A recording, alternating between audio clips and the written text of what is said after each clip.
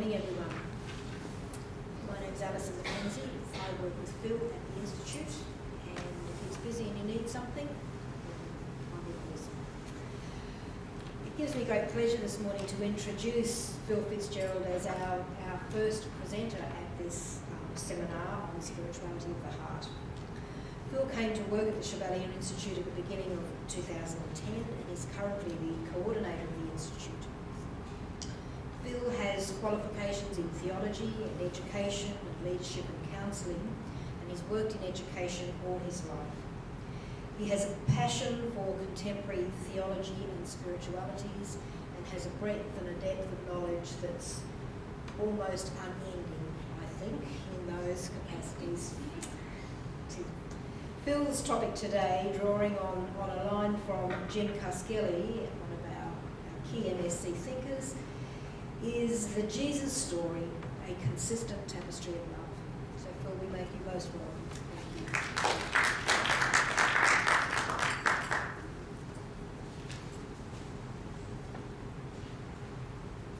Thanks, Alison.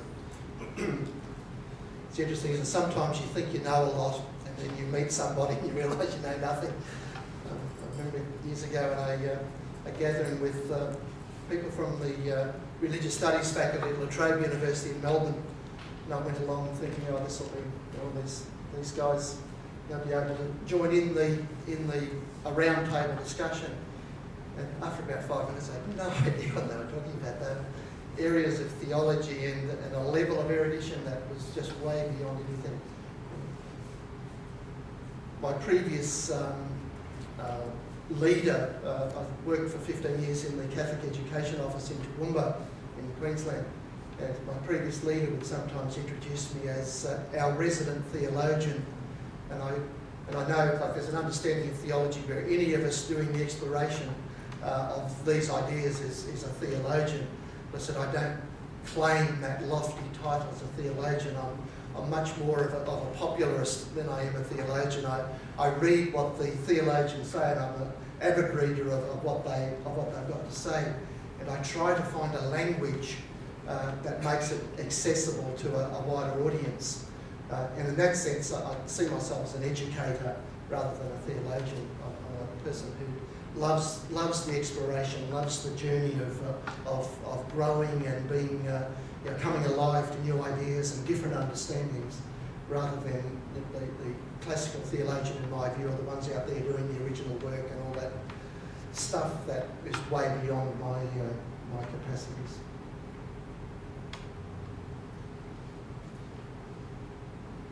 So the story of Jesus, a consistent tapestry of love.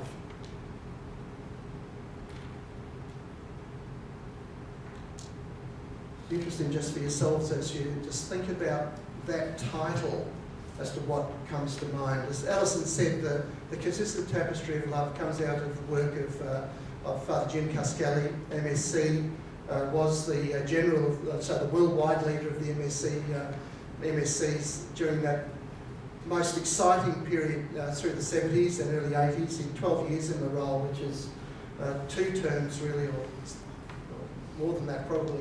And he's accredited probably as the second founder of the MSCs in some ways. Jules Chevalier, and we've seen Jules' picture there, mid-19th century France, 1854, began the MSCs. And set us on that journey of a devotion to the Sacred Heart, which for Chevalier was the answer to all the world's ills. Cuskelly in the 60s, when congregations, as a result of the Second Vatican Council, were asked to revision their charism and to go back to their founder and to find ways of bringing it alive today. And Cuskelly's vision was of a spirituality of the heart, which is richly part of Chevalier's work, but Chevalier never used that phrase, of course, because it's much more contemporary. And Cuskelly certainly wrote extensively in the whole area of spirituality of the heart. And he's got this, when it comes to the story of Jesus, in his very final book, In the Way of Jesus, he's got this very challenging chapter, and in some ways, a very challenging chapter on the story of Jesus and how we tell the story of Jesus. when I read it, I read it a couple of years ago, but when I read it when I came to work with the Institute, and I sat with it for a long, long time, and I thought there's something in here that we need to unpack and to get right back into the whole way in which we think about the person of Jesus, and especially how we explain who he was and how we capture the story that is his for the modern world. Because the way the story has been told has not always been the consistent tapestry of love. And let's explore that. Let's begin just thinking about stories. So I'm talking about the Jesus story. And so I wanted to say a couple of things about story to start with. Because I think it's all about story. If you want to engage people, especially as educators, you can't beat a story. And our religious tradition is embedded in stories. The whole of the Hebrew scriptures and the Christian scriptures, it's all about story. And if you want to engage, you sit around the barbecues or sit around meal tables and we tell each other our stories, our story of the day, our stories of when we meet somebody new, we want to find out, so what's your story? Where have you been? What have you done? All of that sort of thing. It's all about story.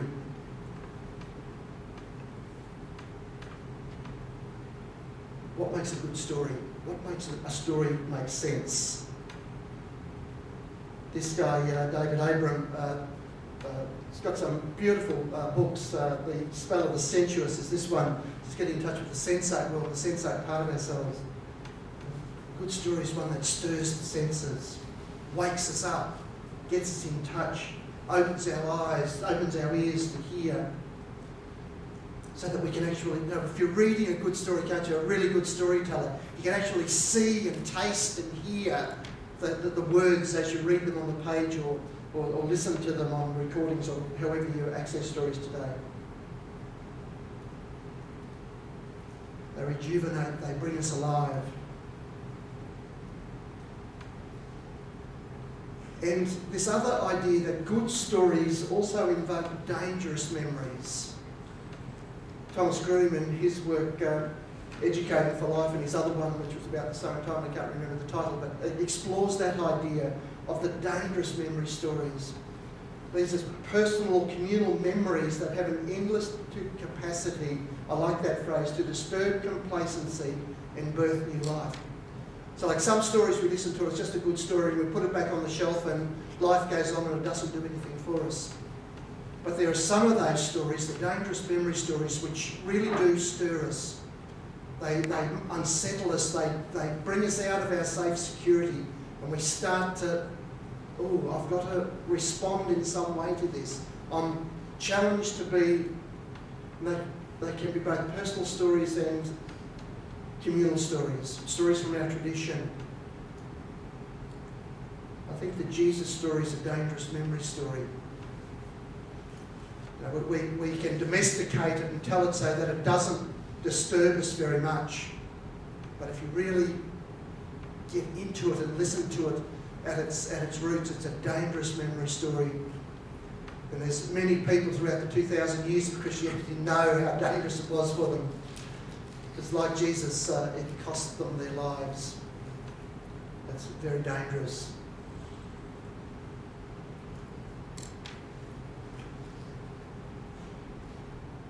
Reflect for a moment just how dangerous is the story for you as a faith journey story. Perhaps in our culture, in our time, it's become much less acceptable to say that I belong and follow this person. Jesus is becoming much more countercultural. Not yet dangerous, but unless being mocked sometimes is dangerous. I suppose that can be dangerous, but we can get mocked, and we sometimes become a little bit timid even about how we might tell people that, Jesus is an important part of my life. People sort of look at you a bit, you're a bit something. And when we tell stories, and perhaps anything within our tradition, it's useful. This image I find useful. Richard Raw gave it to me initially, but it's around in different metaphors and different images. but it's just useful to be able to separate out what's the container, so what's the structures that hold the story together, and what's the content, what's the story really about. Because sometimes, and especially with theological and religious stories, some people will go to their death defending the container, and they don't even get to taste and see what the content is. I don't care much what sort of container I drink really good red wine out of, so long as it's not plastic.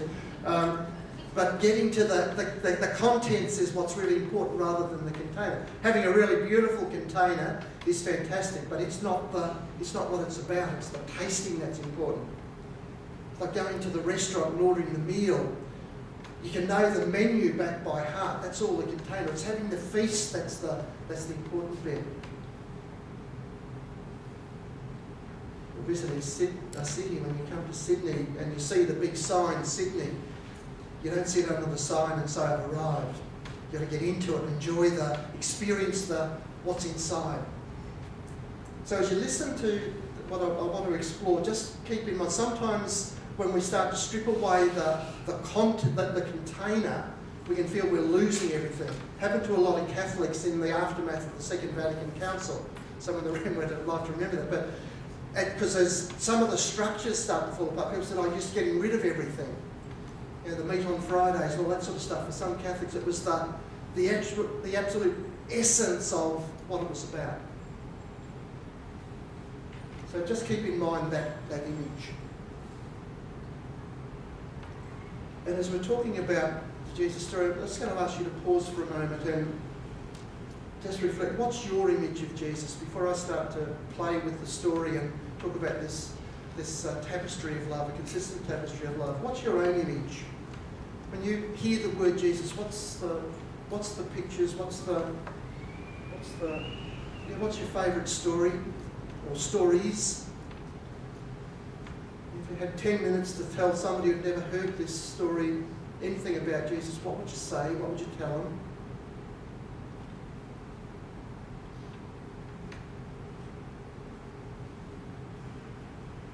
He's got lots of titles, of course, and many of them. So what have you got a favourite title for him?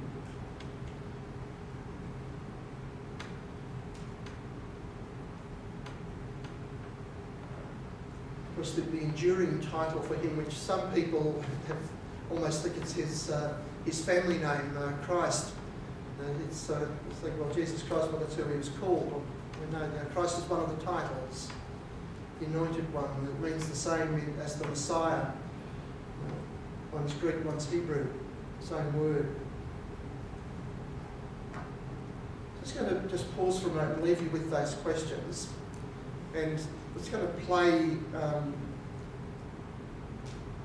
James Marsden. We've already listened to 2 of James, we'll listen to one more of James. It's Jesus Faced God.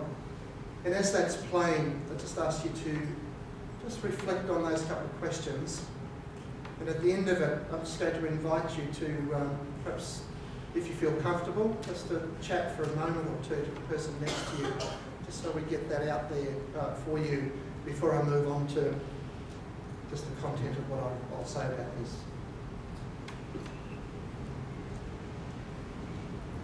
If you don't know the song, the words are there for you to, and there's quite a number of different images that James presents in that song about who's Jesus. Like some of them might be your favourite, or there might be some new words or images there for you.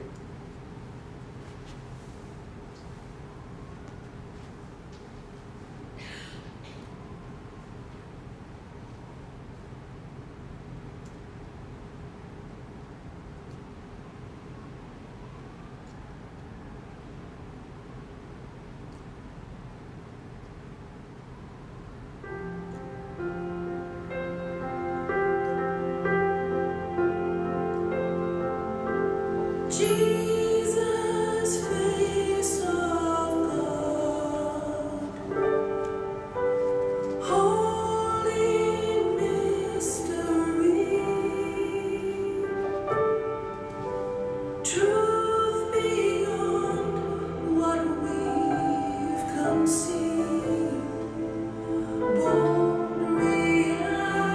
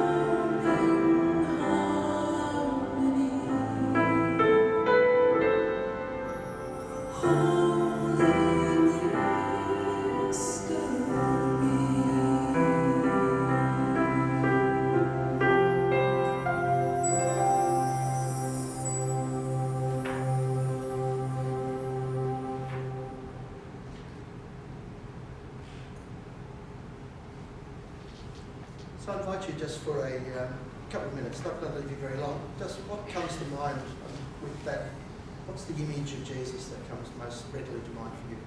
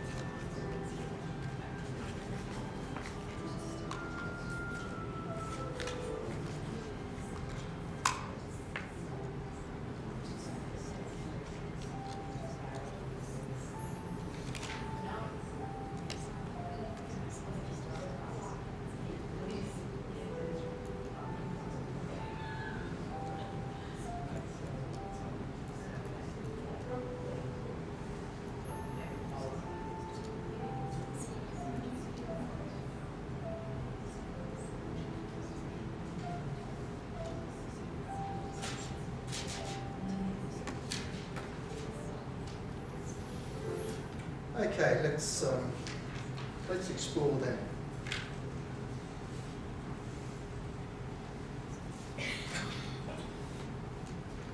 Just keep referencing what you've just been thinking about there with this. Of course, what I'm suggesting here, it's not something that I'd want to ram down anybody's throat. It's just another perspective, a way of thinking.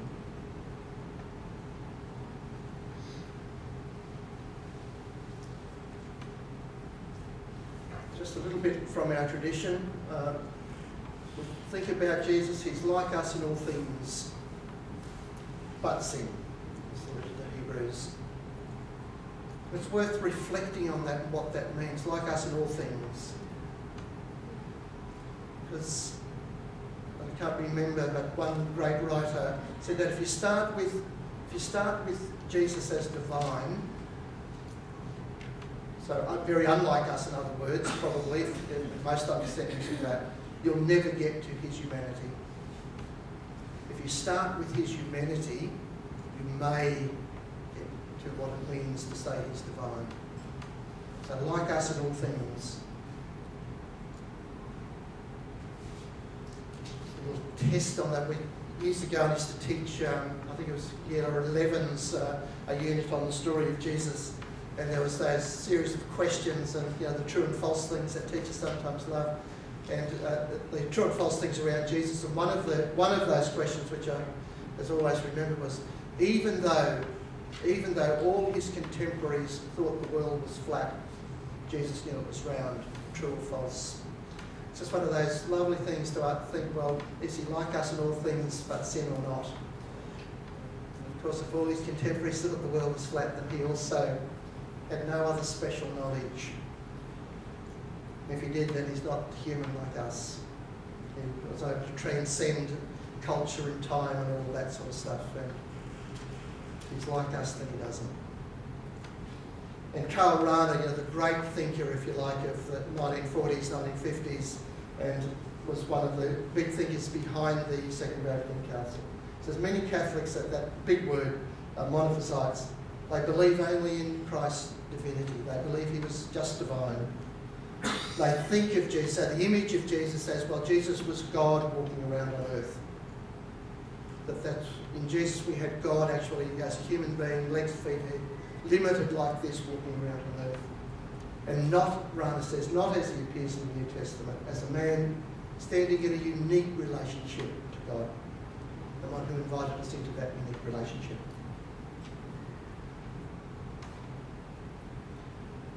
And just on the Jesus story, it's just good within our context, within the Mission of Sacred Heart, the MSC charism, and our particular take on the heart spirituality story. Chevalier, around the Christian story, he believed that the whole of the tradition could be reduced to, we believe in God's love for us. We believe in love that is the heart of Jesus. And that Christian religion is a work of love. It's a nice phrase, and it's a work of love.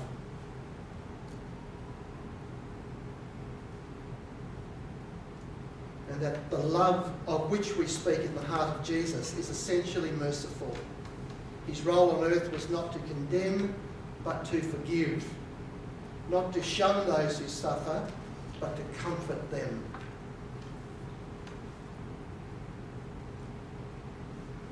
And interesting just for yourself to reflect on your own journey, your own story within your faith tradition. Has it always been one of a merciful God, without condemnation and only forgiveness? One that invites everybody in to belong. It's an open table, it's an open invitation to come in, not to push anybody away.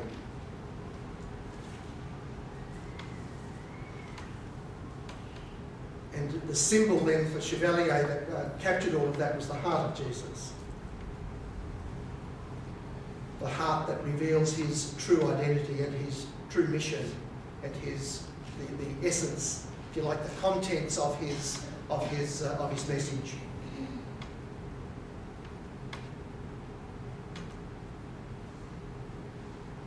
It's the symbol, if you like, of his loving relationship with his Father, with the Spirit, and then with all humankind. And each is just a mirror image of the other, inseparable. The way he loves God, his connection to God, is the way that he connected with one another. With his contemporaries, with his followers, with everybody that he met. And for some reason or other, it was in doing that created, I was talking about at the beginning, that dangerous story. It's a dangerous thing to do, apparently, to love without barriers, to love everybody, and to seek to include everyone.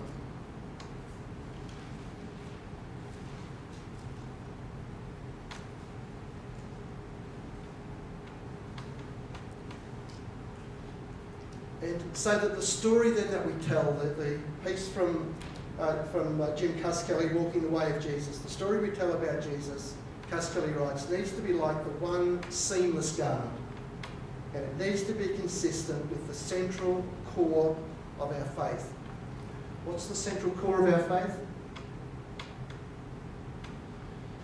For Jules Chevalier and for Jim Cuskelly, and within the MSC Charism Spirituality and anybody who's part of that, what makes us Christians is that we have learned to believe in the love that God has for us.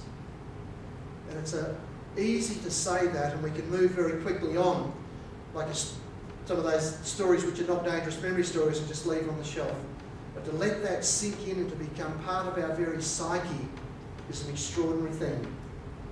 We have learned to believe in the love that God has for us. It's a love which is freely given, continuously given, and is never, ever, ever withdrawn.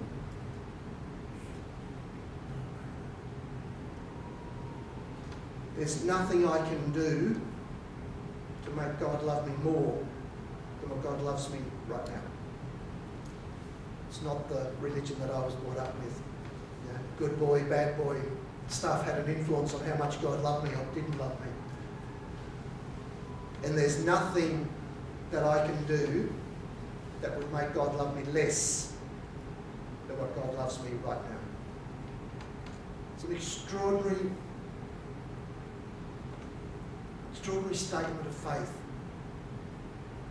that lies at the very heart of this spirituality, and it's because of our cultural conditioning, because of all sorts of things that have been part of our story, we may not always believe that at the very innermost depths of our heart.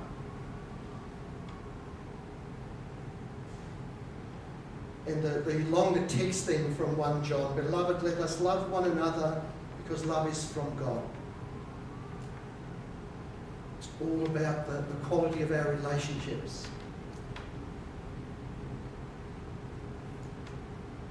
The last bit there, that verse, in this is love, not that we love God. So we don't have to love God so that God will love us, but that God loves us. We often get it back to front. We often think we've got to do all these things to make God love us. Spirituality starts from exactly the opposite end. God loves us, and because God loves us, and as we tune into that love and open ourselves to that love, we can then love and become loving. And as we close ourselves off from it, it becomes harder for us to respond in love.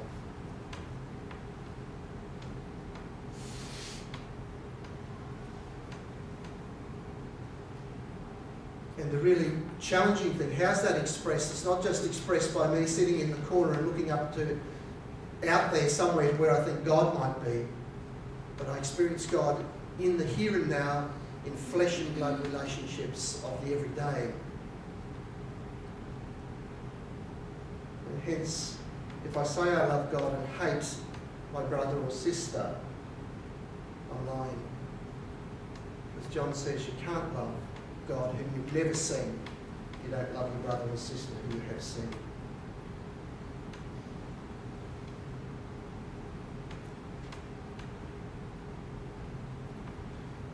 So the story we tell about Jesus, our theological stories, need to be the story that we tell about Jesus' death and resurrection needs to reflect this consistent vision of love. And Father Cuskelly, it was Bishop Cuskelly, he says, these things are not consistent with this vision.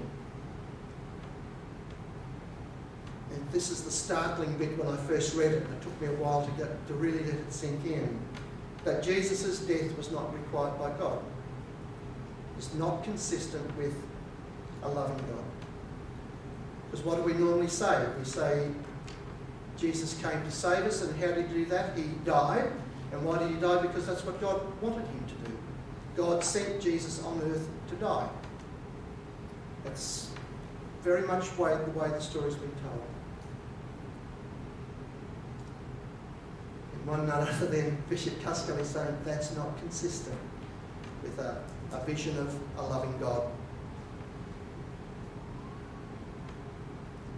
So anything that puts violence in God, where God might be doing things, willing violence on earth, is not consistent with a loving God.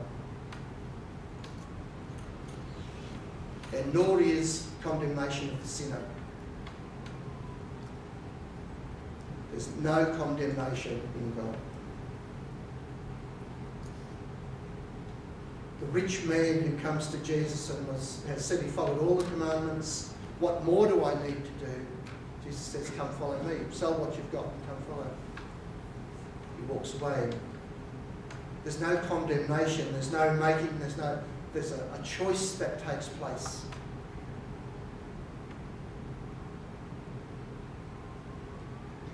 There's no record of, you will go to hell as he walks away.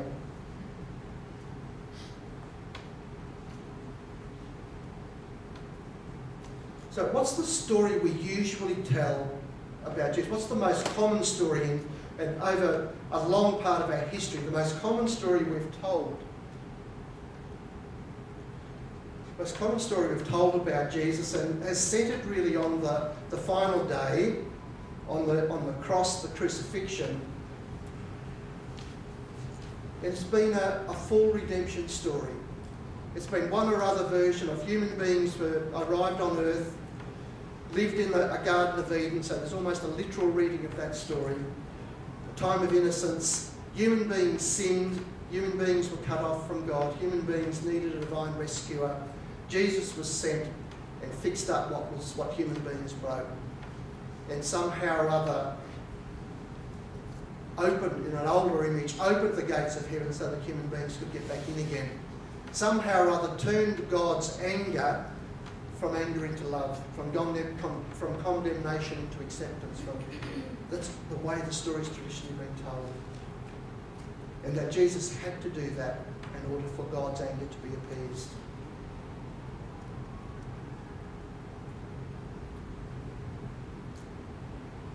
The John stuff that we're just looking at, we don't have an angry God. So what happens to this story if we don't have an angry God? What happens to that version of the story if God's anger doesn't need to be appeased? God wasn't sitting up there fuming and raging until Jesus. It's a really interesting thing to ask yourself, and what I did when I was studying theology a long time ago now, how does that work? How does that traditional story, how does it work? How does somebody dying on a cross, cruelly, awfully, it's an awful way to die, and there's been lots of stories around that have just made that very graphic for us. How does that fix up what was broken? And what's the mechanics of it? It's really interesting if you let that question sit with you for a while and really start to try and unpack it. How does it happen? And I'm not going to go into it now. We could easily, but it's tied to an older theology which is no longer one that we are a part of. It's a theology that sat with the Jewish people and around temple and temple sacrifice, where 90% of the Jerusalem economy at the time of Jesus was caught up with temple and temple sacrifice. And on the big feast days, the temple literally ran with blood and all of that sort of, and there was a whole theology that was part of that. It was fairly easy for people looking on the slaughtered bulls and goats and sheep and pigeons and God knows what else on the floor of the temple, who had that as their image, and to look at a cross and to say, so there's a connection. But we don't slaughter anybody in our churches anymore, and the blood doesn't flow freely, and the connections are a lot harder to make. And so a couple of comments around that story then. So the traditional understanding, that one I've just taught, that involves a belief in an external deity, that understanding is dead, and a definition of human life that is nonsensical. Jesus as the agent of God's rescue operation is not the Jesus who will appeal to or communicate with citizens of this century. Okay, Jesus sort of riding in it to rescue all the stuff that was broken. So that understanding of restoring us to a pre-fallen status is pre-Darwinian. It's just no longer part of the story we tell about the human being, the human race, or the earth community. And it just doesn't make sense in any way other than within the very narrow confines of that religious story. It doesn't connect with what we know about the world today, with the story that science tells us about the world, which is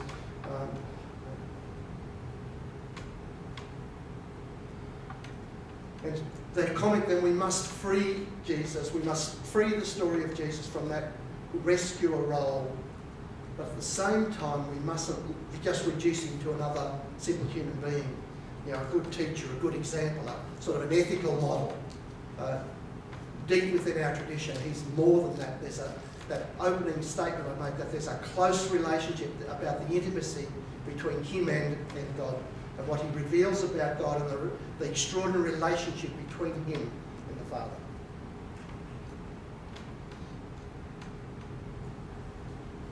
So that question, how can the suffering and crucifixion of Jesus be anything but evil? If you really stop and think about it. That sort of suffering, to see somebody tortured, is evil. And for anybody to be tortured is evil. Somebody I heard once say that God required Jesus' death. Says, what father would require such of any son? And if any human father required that of the son, what would we do to that father? This person said, we'd arrest him for murder. And the conclusion, why do we somehow or other feel behaviour that's totally unacceptable for human beings would be acceptable for God? It's not, of course.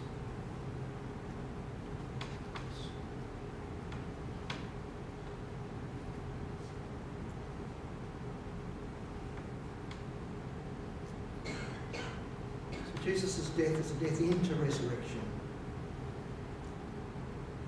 It's not in itself, it doesn't make sense. And hence, so this plea that 21st century Christians are in need of a theory of redemption, so a story of Jesus' life, death and resurrection that can offer a viable alternative to sacrifice, satisfaction and substitutionary atonement, which are those models that I've been talking about, those ways where Jesus came on a divine rescue mission. And just notice those stories of sacrifice, of satisfaction, of substitutionary atonement, they are part of the container in which this story, the story of Jesus, has been set. They're not the essence of the story. Even though some people will want to go to their death defending one of those explanations. But when the explanation no longer works, it's time to get a new one. And it's interesting, Father Dennis Edwards, who Adelaide people will probably know, 4 people from Adelaide here today. Father Dennis Edwards reminds us that in the writings of St. Paul, where these images come from, the ones that we're now saying don't work, there's 10 others, or there's at least 10 different ways of telling the story of Jesus. And they don't rely on that particular story, that particular way of telling the story. So what is an acceptable story today? That will be faithful to the God proclaimed in Jesus' words and deeds, and also the God of boundless compassion and self-giving love. What's a way of telling that story that is consistent, that would meet Bishop Cuskelly's words of this seamless garment of love?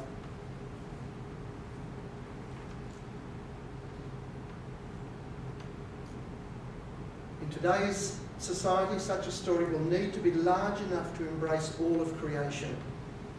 We've come increasingly to know that our story, the story of the human race, and where we're heading is intimately caught up with the story of the world, the story of our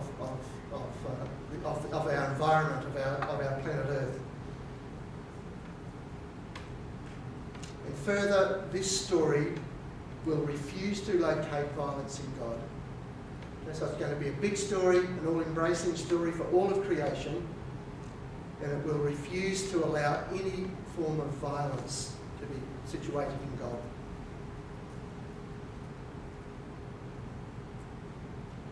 Just aside, as I've reflected on this story over quite a number of years now, I've sometimes wondered whether, because we do allow, or if we do allow violence in God, and we have in the way we've told the story, allowed God to somehow or other be caught up in the violence of it. I wonder whether that partly contributes to making violence okay. Like, if God can do it, then so why can't we? If it's okay for God to demand death of his own son in a cruel and awful way, then I can go out and slaughter a few people too if I need to protect myself or to bring peace to the world or something like that.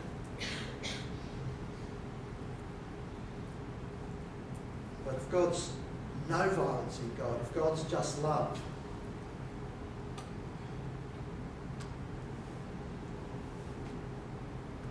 I suspect we need to protest against all forms of violence then wherever we see it, wherever we meet it. We can never ever say that it's okay. Ever say that it's okay.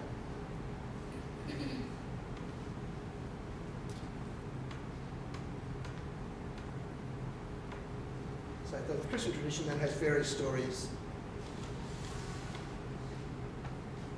And that one that I've been telling, one story has, one of the traditions has assumed that the incarnation, Jesus becoming, the arrival of the beginnings of the Jesus story, is somehow this remedy for sin. The mission of Jesus was to fix the sin of Adam and Eve. It's sort of like God's plan A went wrong, so he had to have a plan B to fix. Garden failed, well, what's plan B now?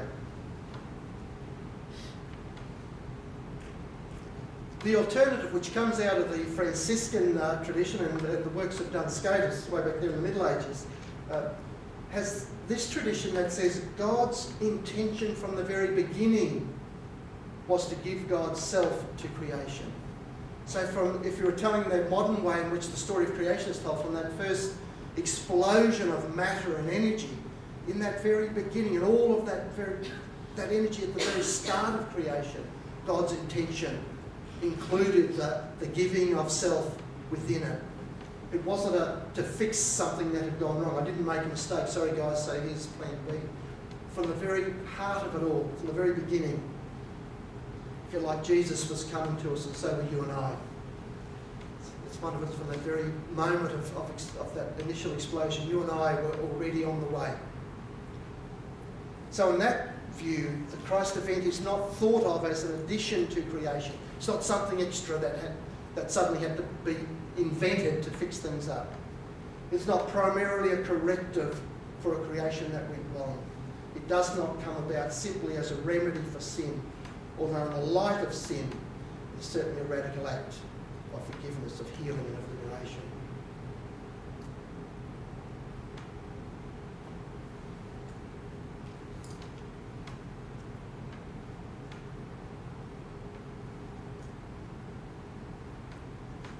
So in that version of the story, the incarnation flows from God's free act for creatures. Jesus, like us, is not separate from the earth. Jesus was a conscious expression of this living planet. Perhaps the heart of it. And the story is, as he experienced his oneness with God, as he did that, so did we. As he learned that unconditional self-expansive love was the only way to experience the reign of God, so did we.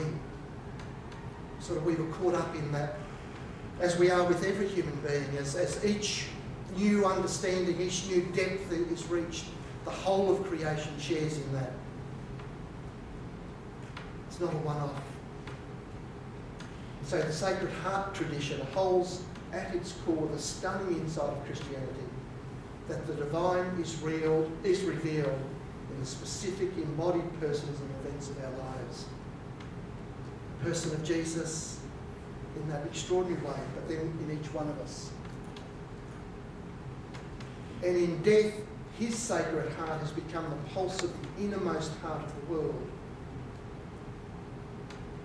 And down here, the earth, in her continual development, in space and time, sinks her roots into the power of Almighty God.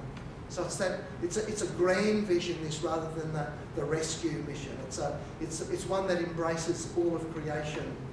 It's somewhat mystical, if you like, in its conception.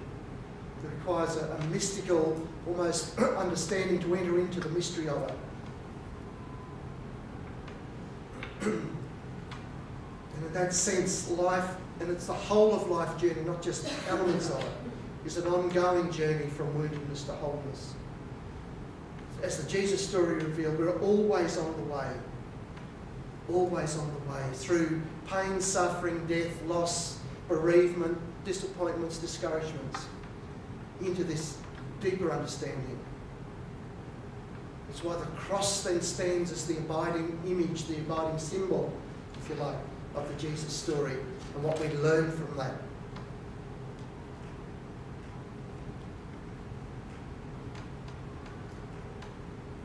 It's out of the ashes something new arises. New life always comes.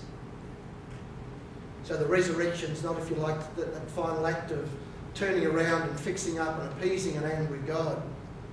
It's something about the very pattern of our life. It's what we experience in day by day. And if we don't experience that in our daily life, then I suspect at the end we won't either.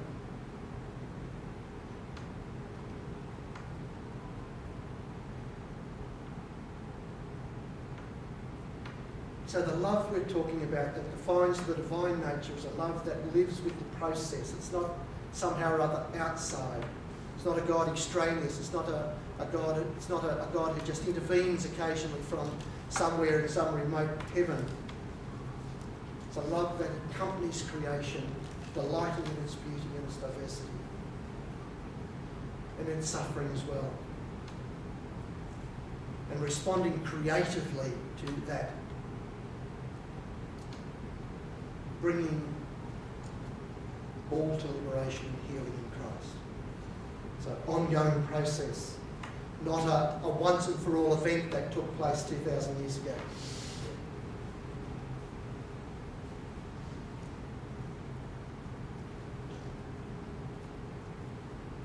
So God, in this spirituality, in this understanding, this image of God is infinitely loving and compassionate.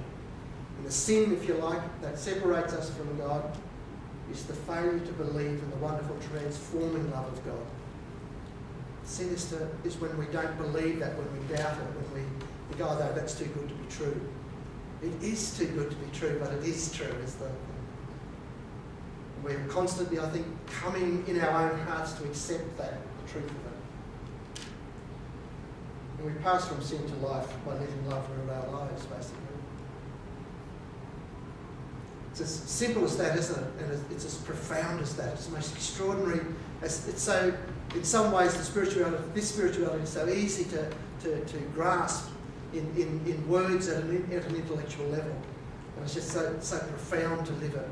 And so terribly difficult in the day-to-day sometimes to live it. As we struggle with the daily realities of just being and living and letting be.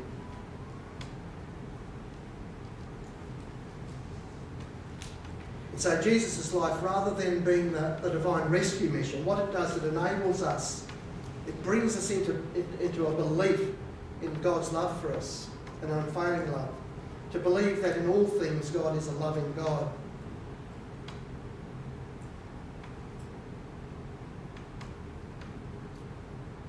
And that rather lovely quote from Athanasius, Jesus became what we are in order to make us what he is.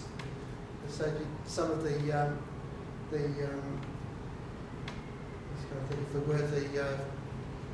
some of the New Age people thinking of, talk about our divinity, and so they'll say we're all gods, we're all God, and well, we're not. We're adopted sons of God, if you like. We belong within the divinity of God, and the divine spark is very much within us.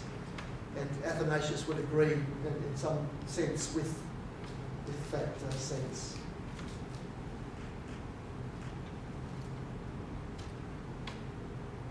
And when we're to put words, if you like, on the love that we're talking about, this love that lies at the very heart of God, St. Paul's definition, or St. Paul's poem, if you like, to love, which you all know very well. It's read at many weddings, and it's part of the lectionary, and you can't get, I don't think, anywhere in literature a better statement around it.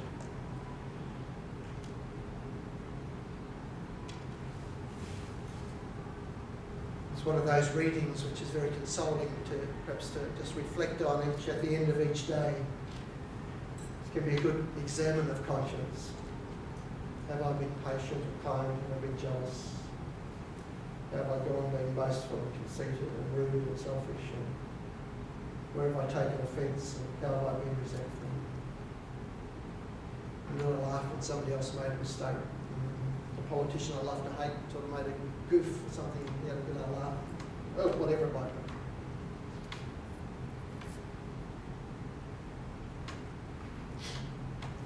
be. And just as we draw to a close here, so that I've focused on the Jesus story and that consistent story of love that we need to just keep coming back to whenever we tell the story. And just to remind ourselves that the threads of this, like Jesus didn't suddenly emerge 2,000 years ago and start speaking about a God of love. It was his inheritance. It's richly part of the Hebrew Scriptures. And even though at times, if you read as we read the Hebrew Scriptures, we can see there's some themes there that toyed with an understanding of God that was other than a totally loving God. You know, a God that allowed the destruction of the Amorites and the Philistines and all of those other interesting tribes and that around. The story constantly returns, though, to the God of love. And in the writings of the prophets, and then in the later Deuteronomic writings, that the God of love is And the God of the covenant, who is an all-embracing, loving God, is dominant. Those beautiful passages, Jeremiah and Ezekiel have got, I'll take away your heart of stone and give you a heart of flesh. Because that's what I've got. A new heart and a new spirit.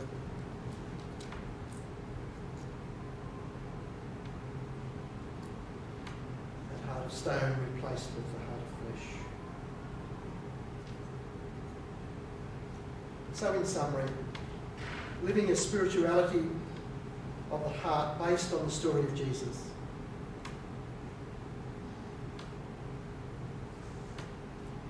As was stated, communicates firstly and forever the love of God. And there's no other element, sentiment, expression in the heart of God other than love. So it begins and ends with the story of love. It's embodied and it's holistic. It's about all of me, and it's about my and you and our relationships and our life. It's not some isolated part of us reserved for some special moment when I'm feeling particularly holy or gracious. So it reverences the human heart. It reverences you and I as we are now, as loved by God. It's not about some perfect person who exists, in the company of the saints and the canonized ones, as wonderful as they are. It's also you and I. And our messy lives and our struggles to come to understand, our struggles to be the best possible person that we can become. It's caught up in all of that. That's the privileged place to encounter where we meet God. Sometimes, perhaps mostly, as we struggle with our lives. Spirituality of the heart calls us to live from the deep inner spring, a place where we listen to our own hearts. Hence, it's a contemplative spirituality. It requires us that we do take time to listen, to hear our own heart speak. We live by being attentive to our own hearts. So it requires a listening and a gentle nurturing.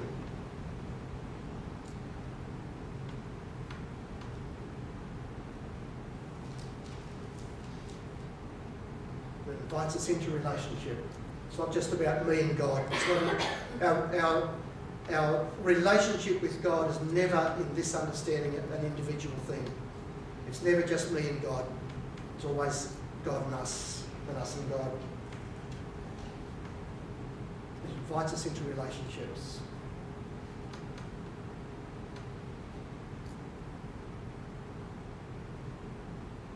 It's all the joys and difficulties of our day-to-day realities that this spirituality speaks to, what it's about.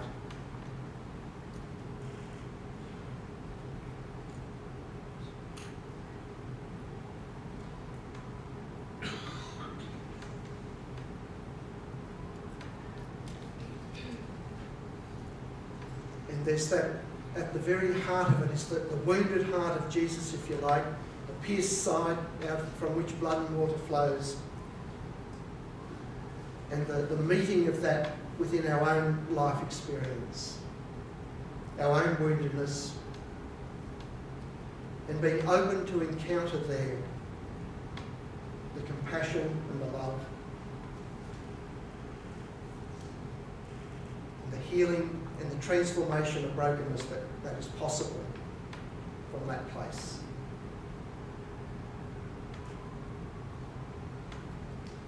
And hence the potential and the possibility of creating the world anew.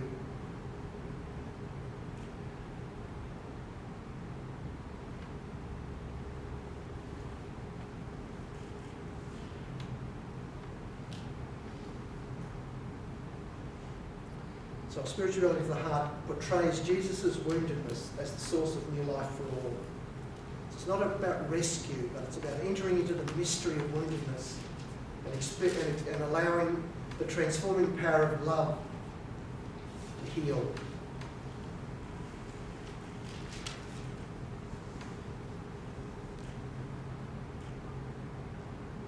And as we do it, we learn that it's a transformative journey.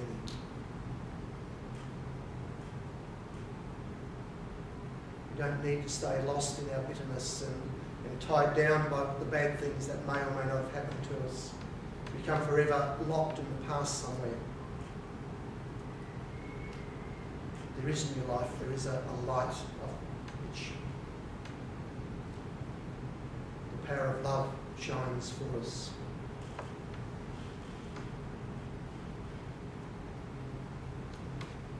Psalm 51 as a prayer that's beautiful in expressing this spirituality, and I'd recommend it to you as some of the phrases from there which I've highlighted are just ones that you could sit with and reflect as you listen to your own heart speak.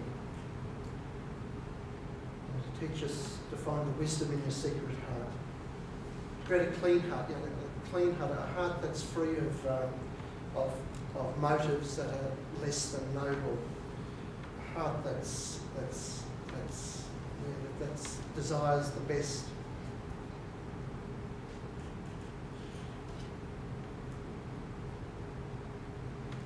Somehow or other being comfortable with the heart that's broken.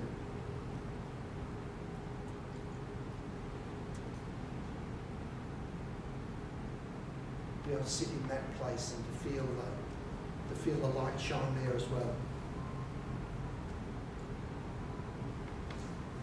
So I'd like to just conclude with this beautiful prayer from St. Paul to the Ephesians. For this reason I bow my knees before the Father, from whom every family in heaven and earth takes its name. I pray that according to the riches of his glory, he may grant that you may be strengthened in your inner being with power through his Spirit, and that Christ may dwell in your hearts through faith, as you are being rooted and grounded in love.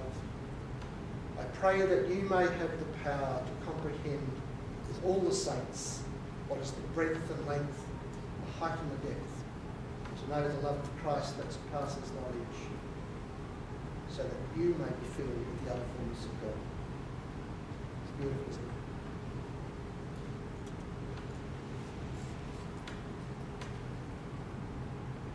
So as we walk the way of life, as we journey the labyrinth, if you like, the labyrinths of our own lives, may we do it with love in our hearts and a belief in a God that loves and can do no other but love.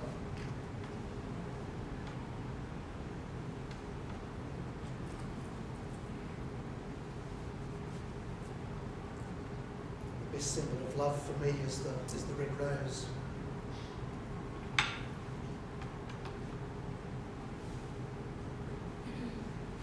Thank you.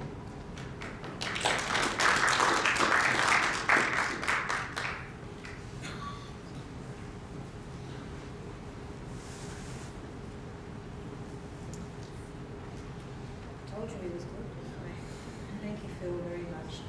That presentation just reflects a lifetime of discipline and scholarship. But also, I think more importantly for us, a lifetime of prayer and reflection and a heart that actually believes what you're talking about. So, on behalf of everybody here, we'd like to thank you very, very much for that presentation. Thanks, And Steph. morning tea? Yep, morning tea is served out here. Help yourselves, there's plenty. Toilets are on that end of the foyer if you're going to go out. You could have liked a walk, but I doubt that anybody would like a walk today. If you would like a walk, you can. And we're due to start again at 11. Yes. Back in here in the morning, so thanks very much. Are you warm enough in here? Is it too warm, too cold? It's a bit cold. Okay. Okay.